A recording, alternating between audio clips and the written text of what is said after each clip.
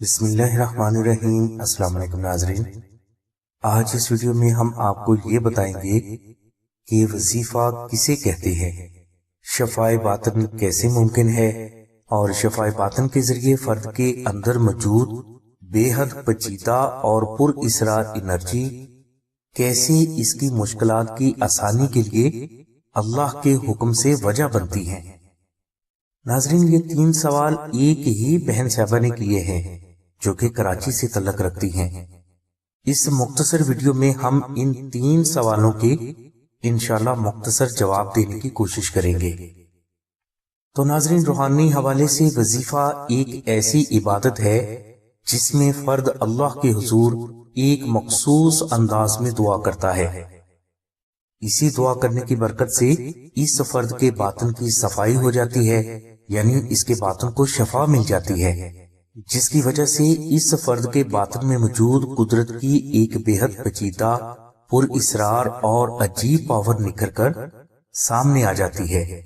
اس پر اسرار power کو روحانیت کہا جاتا ہے، اور یہی روحانیت تمام زندگی اس فرد کی مشکلات کے حل کے لیے اللہ کے حکم سے غیبی سبب بنتی رہتی ہے، اور اس فرد کو پتہ بھی نہیں چلتا کہ اس کی مشکلات کا حل کیسے ہو گیا۔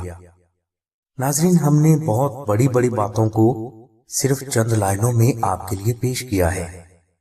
امید کرتے ہیں کہ اللہ کے کرم سے آپ کو یہ باتیں سمجھ آ گئی ہوں گی۔ پہلے بیان کیے گئے 3 سوالات پر ایک انشاءاللہ تفصیلی بیان بھی ہم چند دنوں میں آپ کے لیے پیش کریں گے، جس میں روحانی طالب کے لیے بے حد ضروری معلومات انشاءاللہ ضرور ہوں گی۔ ناظرین، روحانیت کے بارے میں اگر آپ مزید سوال کرنا چاہتے ہیں تو آپ 03027539 پر شاہد بھائی سے رابطہ کریں۔